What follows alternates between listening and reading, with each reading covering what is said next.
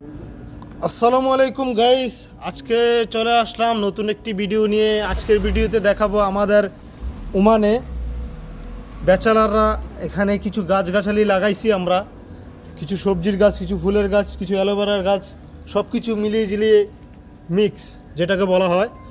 এখানে দেখতে পাচ্ছেন আপনারা, এগুলো হচ্ছে নয়টার ফুল। এগুলো সকাল 9টা বাজে ফুটে এবং এর সাথে আছে একটা অ্যালোভেরা গাছ, তার পাশেই আছে দুটি টমেটো গাছে যদিও এখনও পর্যন্ত কোনো টমেটো দেখা যাচ্ছে না, তবে ফুল দেখা যাচ্ছে। তার সাথেই আছে কিছু ধনিয়া পাতা, যেটা শীতকালীন সবজি, বাংলাদেশে হয়। এখনও ট্রাই করলাম, এখনও হইলো।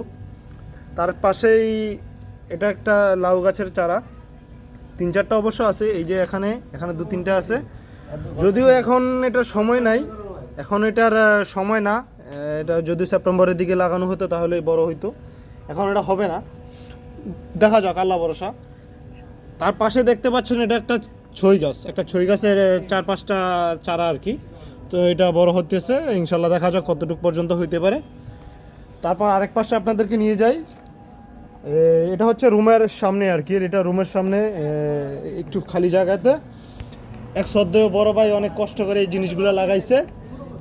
এই যে জিনিসটা দেখেন, এটা হচ্ছে একটা অ্যালোভেরা, সাথে অ্যালোভেরা প্লাস এটা হচ্ছে একটা তুলসী পাতার গাছ, আর এটা হচ্ছে একটা গাঁদা ফুল যেটা বাংলাদেশে হয়। এগুলো সব কিছু মিক্স লাগানো হয়েছে, এগুলো সব কিছু ট্রাই করার জন্য।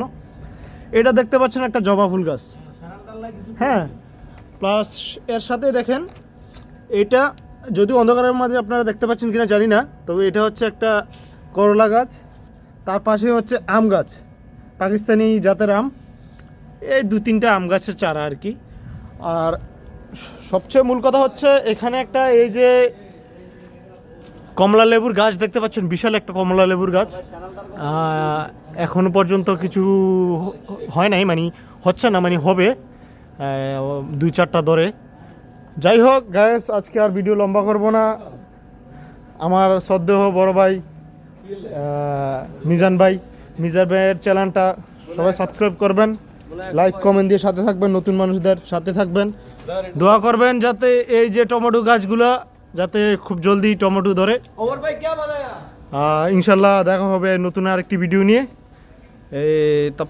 তখন পর্যন্ত সবাই ভালো থাকেন, সুস্থ থাকেন। আসসালামু আলাইকুম।